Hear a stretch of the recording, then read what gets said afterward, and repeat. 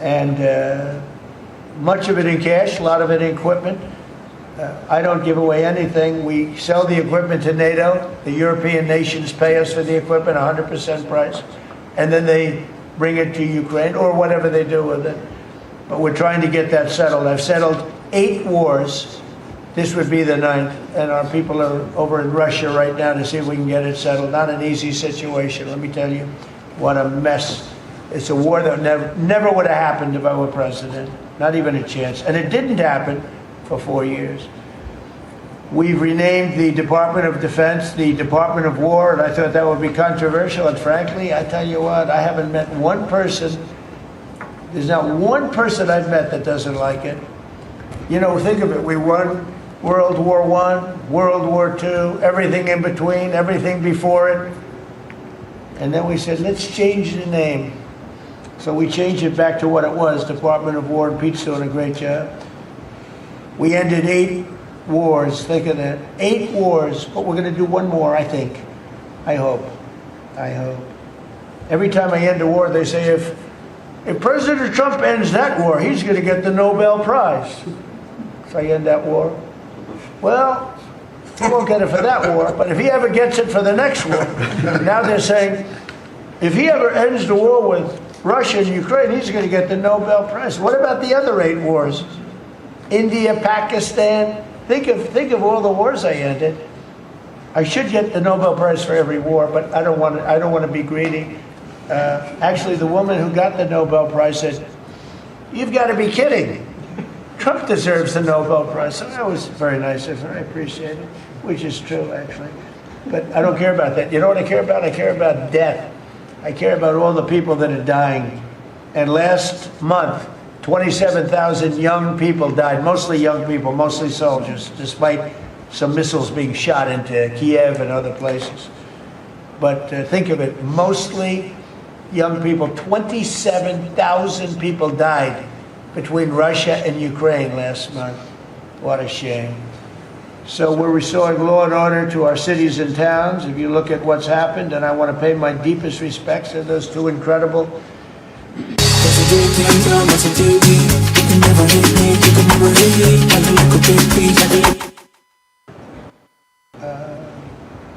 Sarah is gone. She passed away. She's looking down on us now, and she loves her parents, and they loved her. They were, somebody said, how are they doing? I said, the word is devastated. Doing. How are they going to do? They're devastated. The rest of their lives they're going to be devastated. She was an incredible person, highly respected, top of her class, everything. She was like a perfect human being. 20 years old, just started. She was like a baby. She was so proud. They were giving her a promotion, and she told the parents that she was getting a promotion, and they were so proud of her. Then they get a call that this happened. And we have one young man who's fighting for his life. He's fighting very hard. I think he's probably doing better than anybody. They said he didn't have a chance. I'll tell you, the one who said he's going to live is his mother. Spoke to his mother. Sir, he's going to live. I spoke to her very soon after this horrible event took place with this scum that is able to come into our country. I spoke to his mother. Sir, he's going to be okay. I'm telling you. No doctor thought that. Nobody thought that. He was hit in bad places, and she was like so positive. It was incredible. And it's possibly right, Pam, right? Possibly right. Boy, it would be amazing. If he lives, it would be amazing. A miracle, actually. But we're very proud of those 2 people. We're very proud of the National Guard. We're very proud of our military and our police and our firemen and women. If you go back and take a look a year ago, year and a half ago, it all changed, I think, on November 5th, the day of the election. But you go back before that, you couldn't get people to join the military, Pete, right? They didn't want anything to do with military. They wanted nothing to do with joining the police or the fire. They wanted nothing to do with anything. They had no spirit. The country had no spirit, nothing. And now we just had the highest recruitment in history, and we're getting great people. We're getting great people. And I will say, despite what just happened, Washington, D.C. has become a really safe place. And I guess this lunatic probably was upset that the National Guard is so effective, because we were really, really effective, and we are. And Washington, D.C. is now considered a very, very safe city. We had crime numbers a year ago that was so bad, embarrassment, that the city, the capital of this country, could have numbers like that. And Washington now is, no murders, no this. It's been a miracle also what happened here. And now we're in Memphis, and we're going to New Orleans pretty soon. Over there, the governor called me. He'd like to have us go there. Governor Landry, great guy, great governor. He's asked for help in New Orleans, and we're going to go there in a couple of weeks. And we're doing a real job. Even Chicago's down a little bit because we have a minor force there. We could knock it down within 4 or 5 weeks. We could bring it down to almost nothing. But we have a governor that's grossly incompetent, and we have a mayor that's even more incompetent than the governor. He's a very low IQ person. And typically low IQ people don't make good mayors. So I want to thank all of our cabinet members. They're high IQ. Let me see one. Yeah, generally speaking, a couple I'm a little concerned about. No, but I want to thank, we have a great cabinet, an amazing cabinet, amazing people. All of them, sort of have become stars. We're getting credit for the good cabinet, actually. And I just want to wish everybody a great holiday. We've I think, done a great job with the White House, bringing the White House back. You see the Palm Court that was redone. The Lincoln bedroom was redone. The Lincoln bathroom is now gorgeous, like it should have been. It was terrible green tile that was never the way it was supposed to be. It was done in the 1940s, actually, but it was not proper. And we're restoring the White House just like we're restoring the country, and people are thrilled. But the First Lady's done a beautiful job with the Christmas trees and all the decorations. I see the wreaths on the windows. I've never seen that before, on the windows of the White House. And it's 4 stories high. I said, how did they get that wreath? They had people going up in a little dangerous, I wouldn't want to do it. But they put them up, and we have wonderful people working in the White House, and they're really proud to bring the building back. Because this building was a little bit like the country. It was mishandled, it was mistreated. And now it's being given love. And we're building one of the great, I think, maybe the greatest ballroom. We needed it for 150 years. They've been asking. You see the trucks and cranes and excavators in the background, and you hear them. And every time I hear them, I love the sound. To me, I love the sound. I wouldn't say my wife is thrilled. She hears pile drivers in the background all day, all night. They go till 12 o'clock in the evening, day, night, pile drivers. Darling, could you turn off the pile drivers? Sorry, darling, that's progress. But no, we're doing great. It's going to be I think it's going to be the finest ballroom ever built, and we're going to have it here. They've wanted it for 150 years. Think of that. So I will just end by saying I want to thank the cabinet. It's been a great cabinet. Let's think of it. Time flies, but this is our last of the year, as I said, and I just think you've done a fantastic job, and we're going to go around the room. We'll go quickly, but we're going to go around the room, and we'll start with Pete, and you'll tell us about some of the achievements. And some of you have achievements that are so big, I don't want you to go through the whole thing because we're not done. But we'll start with Pete, and then if you want, we'll take some questions at the end. Please, Pete. Well, thank you, Mr. President. As you said, it has been a historic year at the Department of War. Recruiting and retention over this year are at the most historic levels our country has ever seen. I had a chance to be on an aircraft carrier destroyer over Thanksgiving. The spirit in our ranks since the election under President Trump is unprecedented. I've never seen anything like it as a soldier myself in uniform, and I know a lot of you feel the same way. We've ripped out the DEI and the political correctness. It's all merit-based at the department. We're getting back to basics: accountability, training, readiness, lethality, and that's reviving that spirit. And Mr. President, we're rebuilding the military, historic investments. I just took briefings on the Golden Dome and F-47, next generation capabilities that are going to make sure that for generations to come, America has the most powerful, most capable, most lethal military in the world, which you have rebuilt once and we're rebuilding again. And then we're reestablishing deterrence and credibility. If you look at what happened, we deal with every day the outcome of what happened in Afghanistan, the debacle under Joe Biden. We just dealt with it in the streets of Washington, D.C. with those 2 National Guardsmen. And then what happened on October 7th with Hamas, what happened in Ukraine, a war that never would have started under President Trump. We're having to rebuild that. So whether it's freedom of navigation and taking the fight to the Houthis, whether it's Midnight Hammer, those beautiful B-2s going 37 hours back and forth, undetected, delivering with precision, and Iran not getting nuclear capabilities, Europe and NATO stepping up to 5%, locking down our southwest border. It's been an honor to work with Christy and Tom and everyone else down there to lock it to 0, operational control of our border. And then it's getting after and going after narco-terrorists and designated terrorist organizations in our own hemisphere. As I've said, and I'll say again, we've only just begun striking narco boats and putting narco-terrorists at the bottom of the ocean because they've been poisoning the American people. And Joe Biden tried to approach it with kid gloves and allowed them to come across the border, cartels take over community, 20 million people, hundreds of thousands of Americans poisoned. And President Trump said, no, we're taking the gloves off. We're taking the fight to these designated terror organizations, and it's exactly what we're doing. So we're stopping the drugs, we're striking the boats, we're defeating narco-terrorists, and we're standing... And you may say one thing, that drugs coming in through the sea by sea are down 91%. And I don't know who the 9% is. I'm not sure either, sir. But down 91% by sea. We've had a bit of a pause because it's hard to find boats to strike right now, which is the entire point, right? Deterrence has to matter, not arrest and hand over and then do it again, the rinse and repeat approach of previous administrations. This is meant to get after that approach. And I will just end by saying, as President Trump always has our back, we always have the back of our commanders who are making decisions in difficult situations, and we do in this case and all these strikes.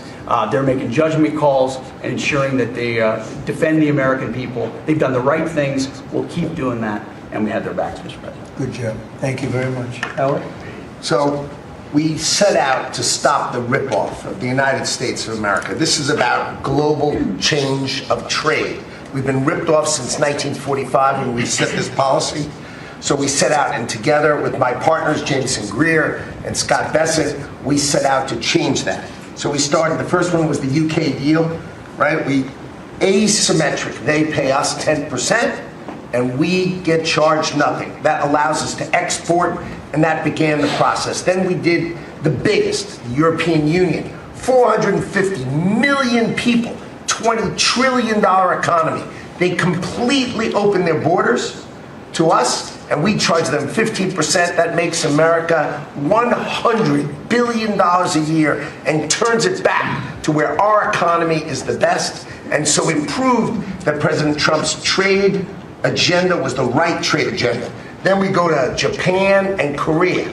They offer us $750 billion in cash to build in America at the president's direction. And we're going to start, as an example, nuclear. Right? We need to have a nuclear arsenal in America of power, the generation of power. So we're going to build hundreds of billions of dollars, financed by the Japanese and the Koreans, meaning they give us the money, we build it here, and we split the cash flow 50-50. We're going to build ships, $150 billion worth of ships in America. That changes the way things work. Right? After those trade deals, then you go to how are we going to reshore? Right? Let's start talking about the auto industry, right? We've been competed against by Koreans, the Japanese, the Europeans. We're kicking our tail. President Trump changed it. 25% tariffs, bring it all home. This year, General Motors stock up 40%, Ford up 34%, and on the same day that we announced we had set all the tariffs, Sean Fain, the head of the United Auto Workers, called and said, I can't believe I'm calling a Republican Secretary of Commerce to tell the president that this is the greatest administration for auto workers in America. Stocks up and auto workers up. That proves that President Trump understands how to take care of the whole ecosystem, both the companies and, more importantly, the people who work there. Semiconductors, right? We didn't build any. The Biden CHIPS Act was a $60 billion giveaway, right? We've now turned that $300 billion is committed to America. That's going to go up to $750 billion in the next 60 days, right? And then you go to pharmaceuticals, right? $250 billion being invested in America, and then working together with Bobby Kennedy, right? Pounding away on that MFN, working together as a joint team. They're coming to over $250 billion and cutting prices in half. We did the golden share of U.S. Steel to make sure the Mon Valley is protected. Intel gave us 10% of the company, make tens of billions of dollars, right? And the last thing I will say is a year ago today, I was working on transition with President Trump, right? To build the greatest cabinet ever for the greatest president ever. And as I sit here today, I can't be more proud of how you did it, sir. You've created the greatest cabinet. It is a joy to be at this table. You know, one thing we will mention, so they came to see me from Intel, and they had a problem. I said, look, we'll fix your problem, but I think the United States is entitled to 10% of your company. And the chairman looked at me and he goes, you have a deal. Tell them, how much money have we made since I made that deal? It's only $40 billion. 40 billion. We made $40 billion. That was, what, 3 months ago? Does anybody write about it? Nobody writes about it. That's okay. Mr. Secretary, how we doing with transportation? Well, Mr. President, so just quickly on aviation, many of you heard that we have an infrastructure made of copper. We have to transition to fiber. The last administration said it was going to take more than 10 years to complete the transition from copper to fiber. They had no plan to actually do it. We have already completed a third of this transition from copper to fiber. Now it's going to take longer for us to go from analog to digital. By the way, the rest of the world transitioned 20 years ago from analog to digital. We are just going to do that at the FAA right now, but we're buying new radios. We're going to buy new radar. By the way, those radar are going to be made in America, Mr. President. This phase of the operation will be completed by the time you leave office. It's 3 years country. And what we found is there have been states that have issued commercial driver's license to foreigners, and they've gone through sham schools, and they're not safe on American roadways. And so, in partnership with Secretary Noem, we have driven those numbers down. We've got California, Gavin Newsom, to revoke 17,000 unlawfully issued licenses. We've closed down half of the fake schools that give out these fake licenses, all critically important. Governor Tim Walz of Minnesota gave 33% of these licenses unlawfully. People that should never have a driver's license driving a big rig on American roads, endangering the American people, shameful. We've cleaned up Union Station here in DC per your directive. We're going to rebuild Penn Station in New York. We're going to break ground at the end of 2027, get that project operational. And, Mr. President, a lot of us, I fly commercially, I fly back by the bathrooms. I don't know why that happens. They put me in the back. We've asked Americans to bring their better selves, to bring civility back to travel, to say, listen, let's say please and thank you. And if someone's pregnant on your flight and you're as strong as Pete is, well, pick up the bag and help her put it in the overhead bin. Let's be nice to each other, is what we've asked. Maybe not wear pajamas or slippers on the airplane. And I think it's been received fairly well, and I think we can all have a better travel experience when we do that. And just the last point I'll make is there was a big football game where the Merchant Marine Academy that falls under DOT actually beat the Coast Guard with Kristi Noem. We beat them by 1 point, and so we're very proud of that. And, so well done, Kings Pointers. So a little bit in a nutshell, we're rebuilding the air traffic control under boot edge. It's supposed to be boot edge. Who's another grossly incompetent person? He'd get in his bicycle, ride to work, and he was just terrible. What they do is they take the fiber optics and they take fiber trying to hook it into copper, and fiber and copper don't mix. You can't do it.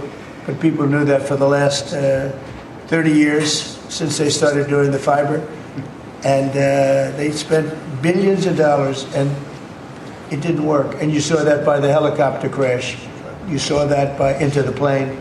You saw that by a lot of things. So we're doing a brand new air traffic control system, and It's going to be the best, and it's going to be from top to bottom, and we have the 3 top companies in the world bidding on it, and it's going to be one bid, and we're going to have one company responsible, and it'll be the best system, and it's going to make this. Look, our skies are safe, otherwise we wouldn't let people fly, but we're going to have the safest skies. We're going to have the best system.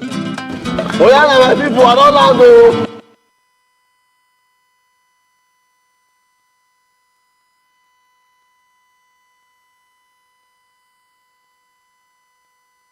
Good airport. It should be a great airport, and it's not a good airport at all. It's a terrible airport.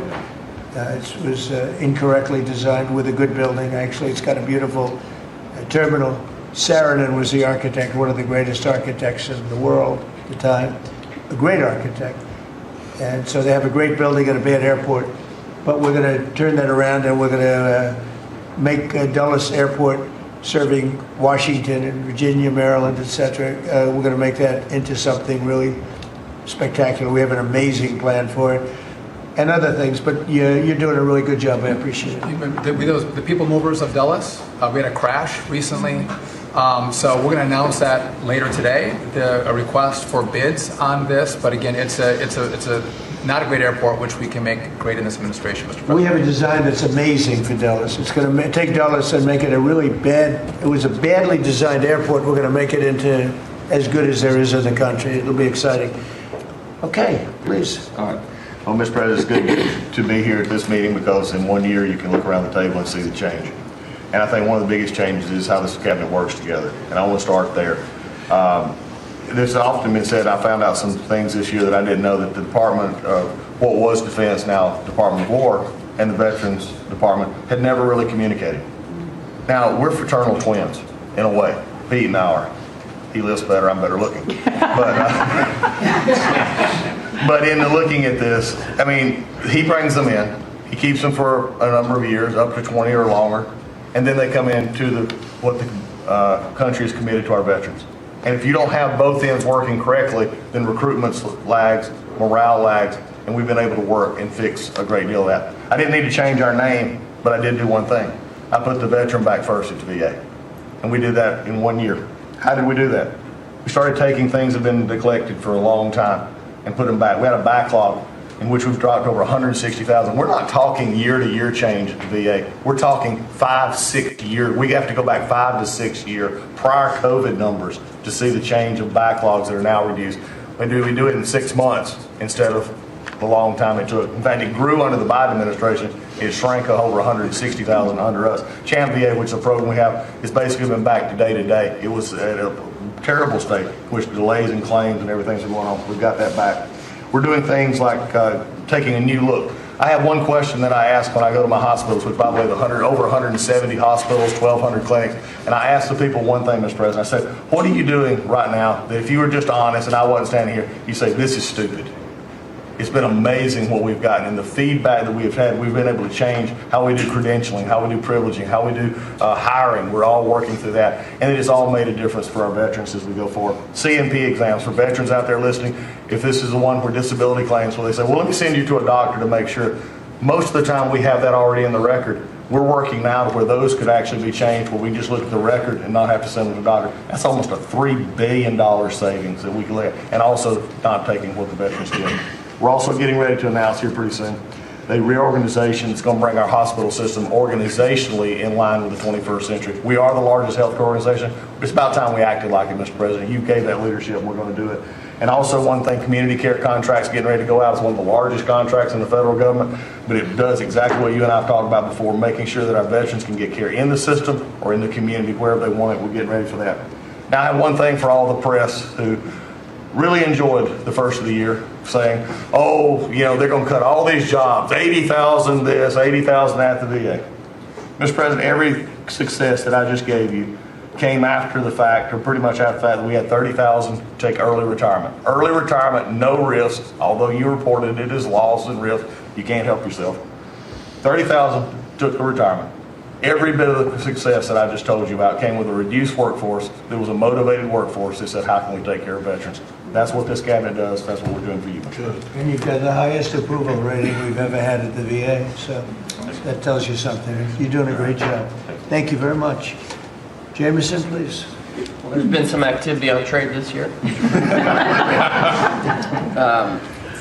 For about 75 years, we had a system, global trading system that was premised on the United States having totally open borders, right? Not just on immigration, but on goods and services, and everyone else generally kept higher tariffs, higher non-tariff barriers, etc. Obviously, the outcome was we had a huge trade deficit.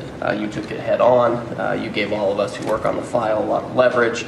So we spent the past 10 months or whatever we've been doing now just going around the world and flipping the script. So now we're in a situation where we've protected our industries, we have the tariffs, and the other countries have decided to take their tariffs down and non-tariff barriers. And we've done it in a very constructive way. We've achieved agreements on reciprocal trade, which are a new kind of trade agreement that's really focused on making sure we have balanced trade, we have reciprocal trade, that we're treating each other fairly. And it's been embraced by the international community. And it's going to be exciting to see what it's like 5 years, 10 years from now, because you've changed it. And that's how it's going to be now. And I think you should be commended for it, and we look forward to seeing what comes in the next few years. Thank you very much. You're doing great. He's doing a great job. Thank you very much. Please. Thank you, Mr. President. Last time I was here, I said that the amount of dereg that we had for regulatory was 30-1. Since then, it's up to 48-1. Your goal had been 10-1, which was in excess of 6-1 in the first term. It's actually much higher than that, but I made my team redo the threshold a little bit because it sounded so unbelievable. But the amount of work that's being done with this entire team is astronomical. And another detail in that is that when we propose a rule, some of the biggest ones that you care the most about don't go into that count until they are finalized. So next year we should be even more eye-popping. One of those to talk about is the federal acquisitions regulations, which you gave us a charge 6 months ago to dramatically reduce. In 6 months, we've lowered it by 25%, 500 pages, 2,700 mandates, which is a third of the mandates. That's going to lead to savings, competition, and speed. So probably $40 billion for the agencies in savings over the course of 10 years. When we get up and running, it'll be north of between $200 and $400 billion. Competition, about 45% of government bids only have one bidder. So you got no competition in that situation. That will now change, and then we're just getting faster, months, and hopefully we turn it into years, which means you all around this table can buy things that you need quickly, and that you have better vendors to come, many of them small businesses who want to participate in the federal procurement process. So making all sorts of improvements on that front. It's very exciting. Thank you, Mr. President. Great on the regulations. We're cutting them at levels never seen before. And I have the record from the first 4 years, but we're blowing that record away, so it's been really great. Good. Scott? Yes, sir, Mr. President. Great to be with everyone. And, when you were giving your report, which was fantastic, and I listened to the report of all my colleagues here and those that will come, it reminds me when I played in the NFL, we had this thing called game film. You know all about film. And we had a saying that said, the film don't lie. The film tells a real story. And I hope that the American people, when they watch the film that's going on now in this time in our history, that they will see that America is greater today than it ever has been. And so I thank you for that. And thank you for giving us good stories that we can tell for the American people. Scott, we're saving our country. Yes, sir. Okay, and I don't want to be braggadocious. We're saving our country. Our country was going down and would never have been able to come back. We're saving all of us, but we're saving our country. All right, go ahead, please. Yes, sir. So at Housing and Urban Development, in keeping with your executive order, sir, in making America's streets safe and beautiful again, we've been very intentional about making public housing in our country safe. And I want people to know, our colleagues know this, but people in America know that we actually care about people that live in public housing around our country.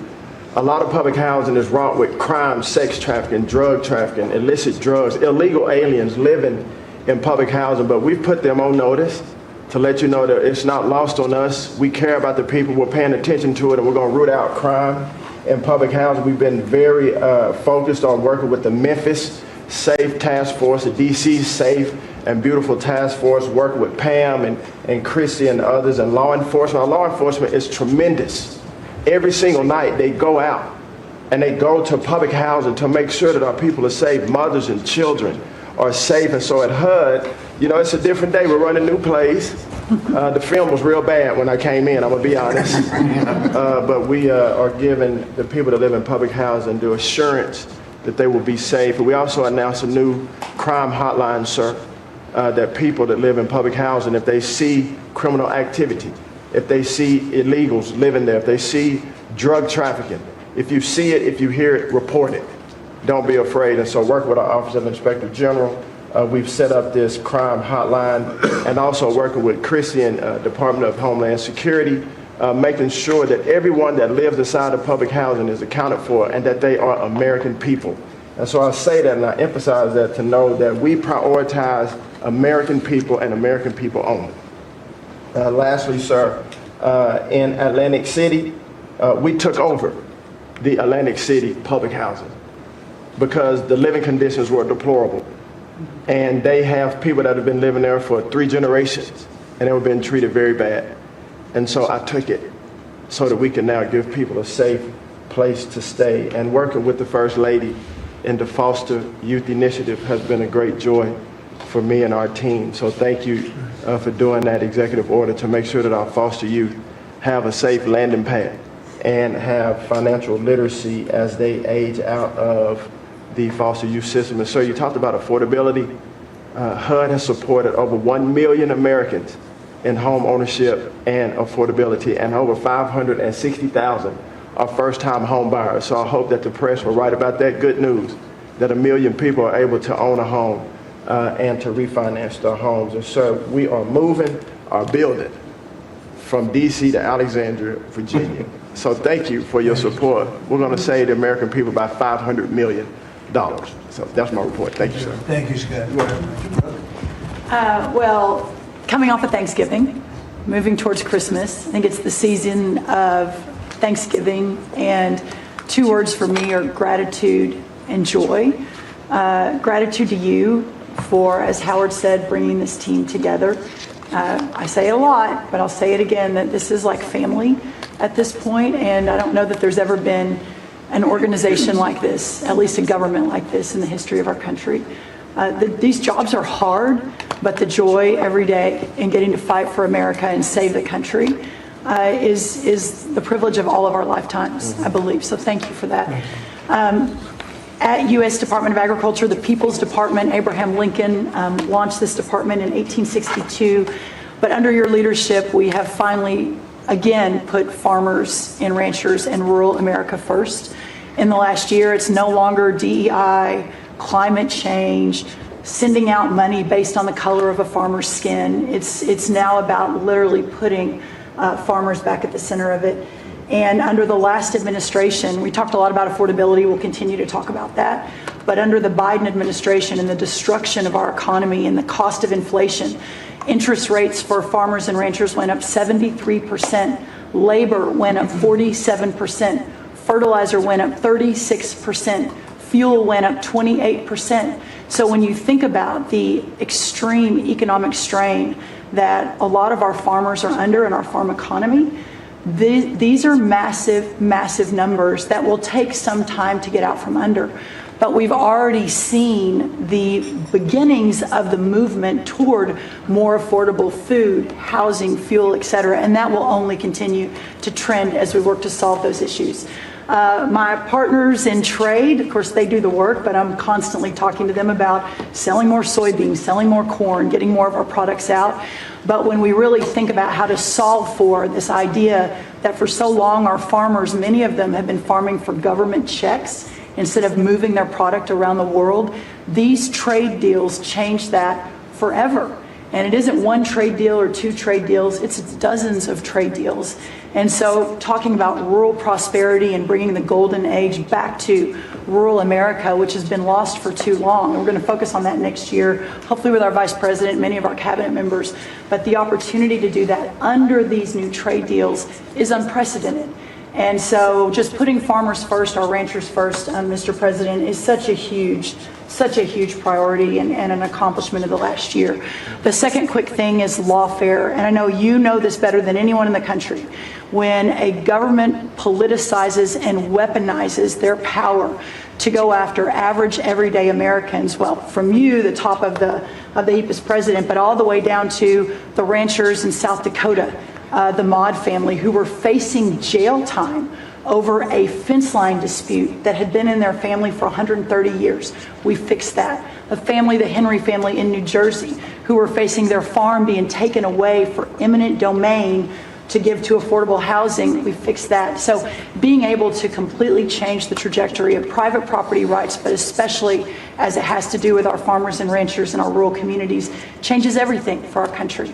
And then the third thing, we have so much great things to talk about at USDA, but the third thing, which became very much a part of the national conversation during the Democrat shutdown, was SNAP reform, food stamp reform.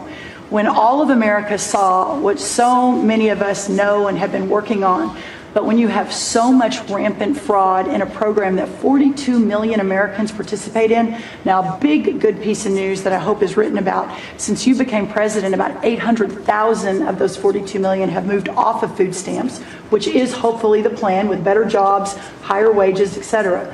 But still, when we found 186,000 dead people's Social Security numbers being used, 500,000 people receiving benefits more than twice. We had a couple of people receiving benefits in 6 states. In February of this year, we asked for all the states for the first time to turn over their data to the federal government to let the USDA partner with them to root out this fraud, to make sure that those who really need food stamps are getting them, but also to ensure that the American taxpayer is protected. 21 states said yes, not surprised. 29 states said yes, not surprisingly, the red states. And that's where all of that data, that fraud comes from. But 21 states, including California, New York, and Minnesota, the blue states, continue to say no.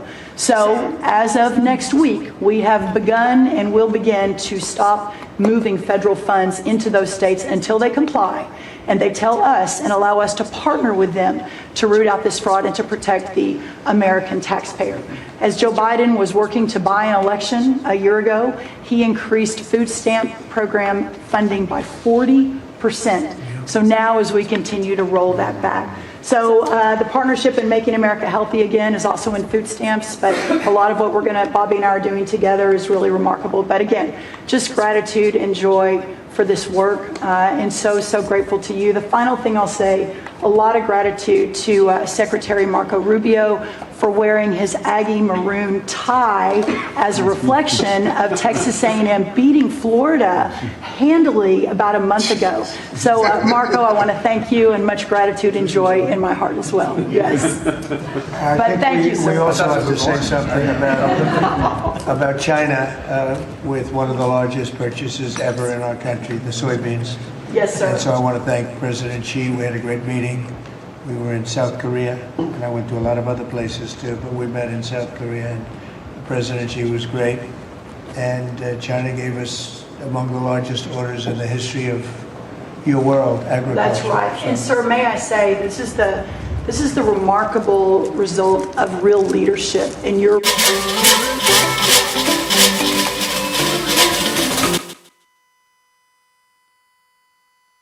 purchases from Brazil, because they had found some irregularities in some of the soybeans they're buying from Brazil. And what that means is a continued signal that this country and our farmers produce the best, highest quality soybeans, sorghum, et cetera, in the world.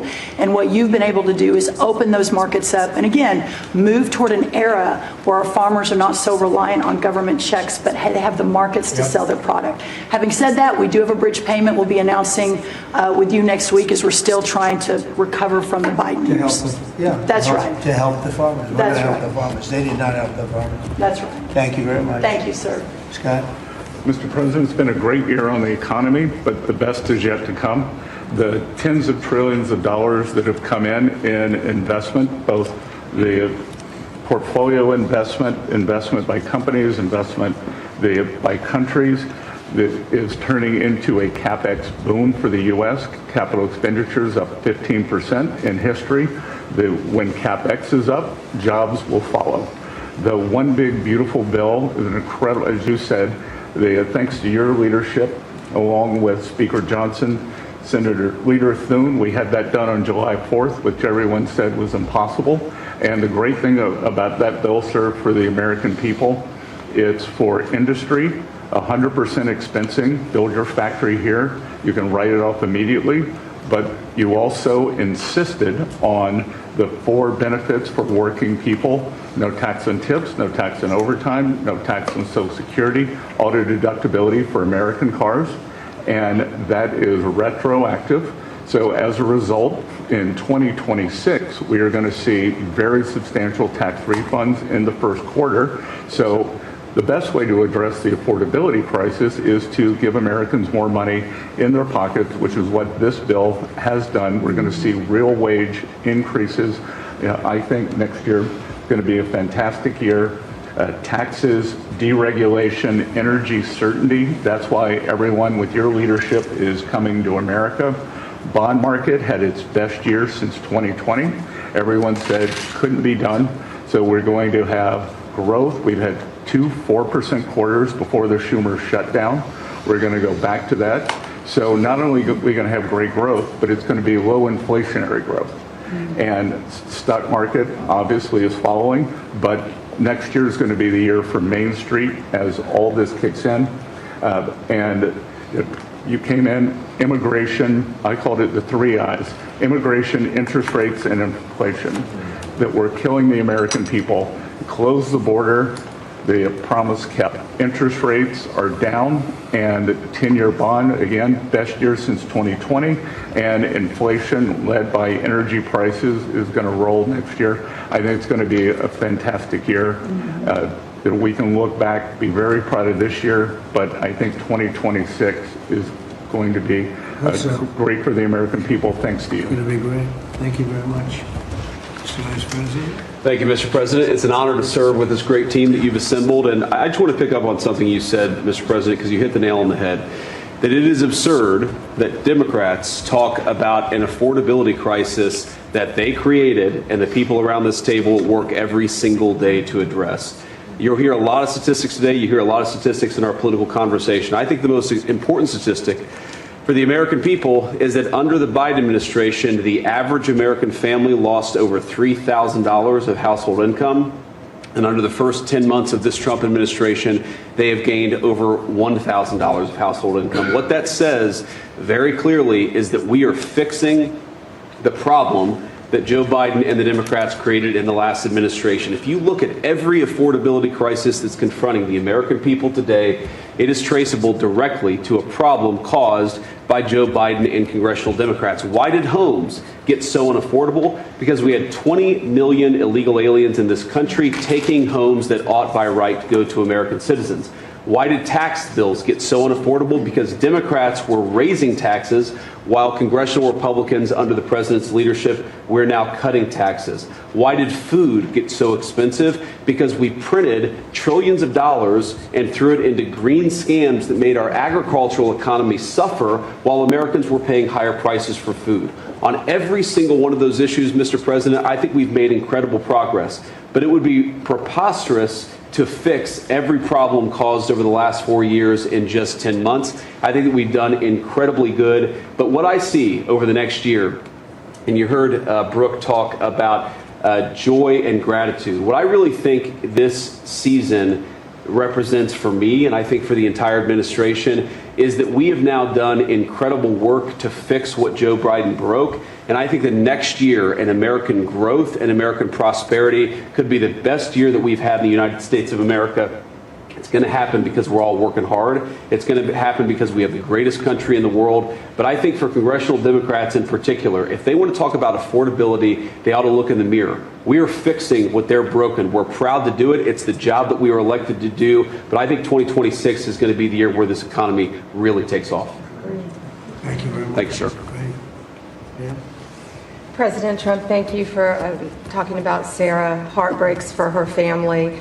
And Andy is doing well. His parents, Melody and Jason, wanted me to tell you, and I was with them yesterday in the hospital. He's a miracle. I was there when the surgeons came in, and they